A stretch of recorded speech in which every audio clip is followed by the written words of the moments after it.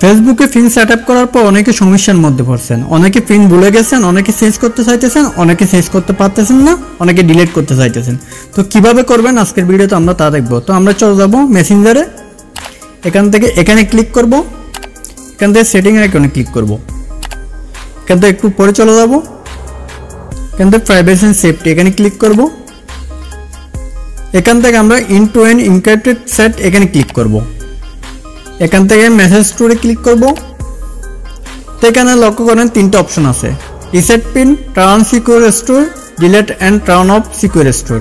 তো আপনি যদি পিন ভুলে যান, যদি নতুন করে পিন দিতে চান তাহলে রিসেট পিনে ক্লিক করবেন। এখান থেকে আপনি নতুন একটি পিন দিতে পারবেন, যে কোনো পিন। আমি একটা পিন দিয়ে দেখাই, 555, আবারও এই সেম পিনটা দিবেন,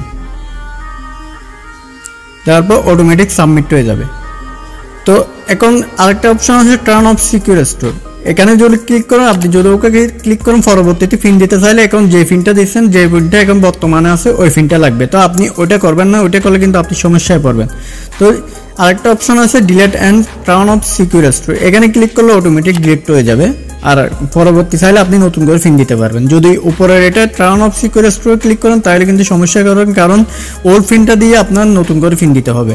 আর পিন অফ করে দিলে কিন্তু মেসেজ পরবর্তী কেউ আইডি হ্যাক করলে মেসেজগুলো দেখতে পারে। তো আপনার সমস্যা যদি হয় তাহলে কিন্তু পিন স্টপ করার কোনো দরকার না, আর যদি সমস্যা না হয় তাহলে পিন স্টপ করতে পারেন।